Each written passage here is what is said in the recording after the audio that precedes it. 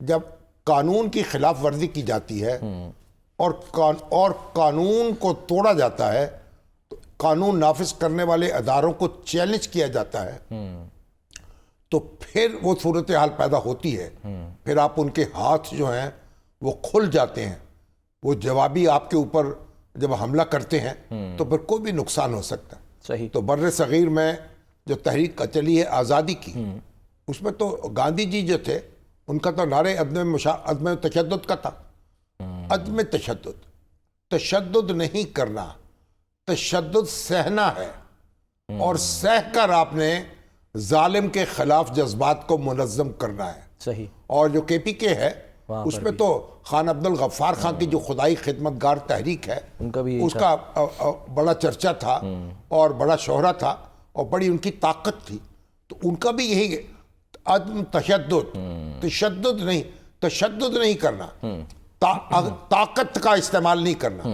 طاقت کا استعمال برداشت کر لینا ہے. اس کے مقابلے میں آپ نے تلوار، بندوق نہیں اٹھانی، تلوار نہیں اٹھانی، ڈنڈا نہیں اٹھانا. صحیح. تو یہ ایک ہم اور قائد اعظم محمد علی جناح کی پوری زندگی، پوری تحریک انہوں نے چلائی ہے، پوری زندگی گزری ہے، کبھی قانون کو توڑا نہیں ہے.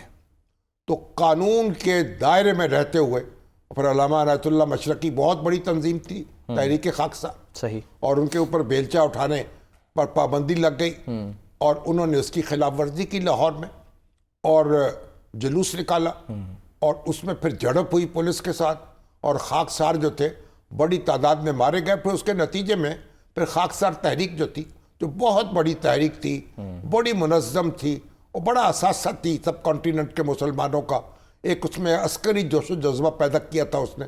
وہ تحریک جو ہے بیٹھ گئی، بتاشے کی طرح بیٹھ گئی، اور اس کے بعد وہ اپنا کردار ادا نہیں کر سکی تحریک آزادی میں. صحیح. تو اس لیے جو سیاسی جماعتیں ہیں ان کو اپنی مہم چلانی ہے سیاسی طریقے سے، بالکل قانونی طریقے سے. اب قانون انہوں نے کہا جی آپ جلسہ نہیں کر سکتے، ٹھیک ہے، آگے ملتوی کر دیا، 8 ستمبر کا مل گیا ان کو. آپ عدالت میں جائیں، عدالت میں جائیں. اب تو خوش ہیں نا، اب تو کہہ رہے ہیں 8 ستمبر کو. ہاں، عدالت میں جائیں، اس کے خلاف پٹیشن دائر کریں، وہاں سے آپ کو اجازت مل جائے آپ جلسہ کر لیں.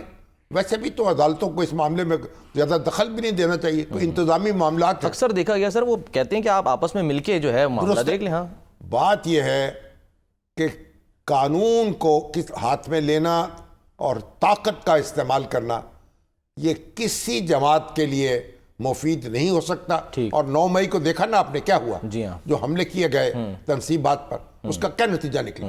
اس کا نہ صرف پی ٹی آئی بھگت رہی ہے اس کو، نہ صرف خان صاحب بھگت رہے ہیں، بلکہ ہم سب بھگت رہے ہیں. ہم سب کی جو آزادی ہے وہ اس کی وہ محدود ہوئی ہے، کسی نہ کسی طرح سے، کسی نہ کسی طریقے سے متاثر ہوئی ہے.